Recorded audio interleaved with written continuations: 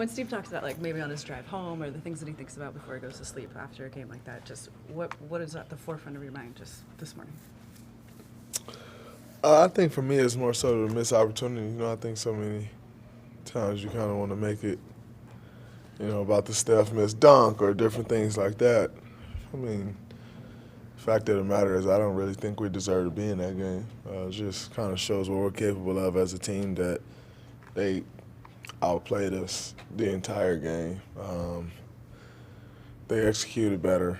They out-hustled us, which showed up in the rebounding category. I think, with us I think we only had 8 or 9 turnovers. That's probably what kept us in the game. But even if you look at overtime, like, they got every loose ball, they got every offensive rebound, and that was just kind of indicative of how the entire game was. You guys still have a 2-1 lead in this series. Do you feel like there's been too much talk of doom in No, I don't know what the talk's been, honestly. I haven't paid much attention to it. We got a quick turnaround here, so it's just about refocusing and, locking back in on the task at hand. But if the task is, doom, if the topic is doom, that's kind of crazy, being that we still had a chance to win as bad as we played, so I think that's pretty encouraging. Steve said was it? Go ahead. I think Steve said something interesting, though. He said he thought the team had great focus before the game, but it's just the emotional play. How do you've been the emotional leader. We saw how KD in that third quarter really kind of spurred the team just with his play. How do you get that emotion up for game 4? I think we will. Coming with a 2-0 lead and everybody's, talking about how the series over and how you're going to win, there's a tendency to relax. And also, they're going to come out and play like their lives are dependent on it, and I think they play with, a different sense of desperation than we did. Now, in saying that, they should. That's just the nature of what we do. You try to protect against that, but it don't always go that way. And so I think we just got to match their level of intensity. Our focus was definitely there. We just got to make sure the intensity level is. Draymond, what does it take to be on the winning end of the rebounding battle against these guys? Just competing at a much higher level than we did. I think the first 2 games we out-rebounded them, and, that was really key. But last night, they were flying around, and our defense broke down quite a bit last night, which creates rebounding opportunities as well. So, our defense can also directly help that as well. Draymond, James is going to get his shot attempts. That's just kind of no matter what's going to happen. But have you guys made a focal point on Chris Paul to kind of limit him and maybe slow him down? Has that been a focus for you guys? No, we just got Clay guarding him, and Clay is a hell of a defender. They're definitely going to – James, like you said, he's going to get his shot attempts, and you just do what you do to try to force misses. But, obviously Chris is a focal point in scouting report, but it ain't been no extra emphasis on, well, if James get his, we got to stop Chris. Like, shit, you want to stop everybody. You sent a double. It was you. You doubled Harden. I think it was like mid-third, and got Shumpert a 3. But do you want to selectively double Harden? I think our rotation's got to be, a little quicker on that. But we're not overreacting to Shumpert hitting the 3. When you're I didn't look at the minutes, but you had to be at least over half the game at center. Obviously, you're starting at center in this series. Does that change physically for you? Do you feel more worn down when you're at that position? Nah, I know Shaq's today. Unless you're playing Joel Embiid or Jokic or something, but nah, ain't nobody banging like that. Like, I'll probably expend more energy chasing little guards around than banging in this series. You still got to box out and rebound and stuff, but they ain't just like posting up and bodying me every time, so nah. Thank God Shaq ain't in this series, though. Are you guys still trying to find that complete game in this playoff series? That's always good, but if that complete game never comes, we know we can still win. So, you always suspect that at some point you're going to put it all together. We haven't, and we're up 2-1. So I like that. That's pretty good. Draymond having been with Steph through so many highs and a few lows, obviously last night was not a high for him. What do you know about his mindset in the time between the next game?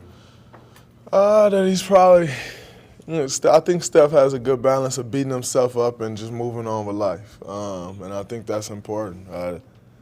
It's part of the reason he's the shooter that he is. I think if you talk to anyone who plays basketball, the toughest thing is to miss shots and keep shooting. Your confidence waver, you start to think. Steph will miss 4 in a row and then he'd check the fifth one, like from 35 feet. I don't know if that's good or bad, but it definitely works for him. So,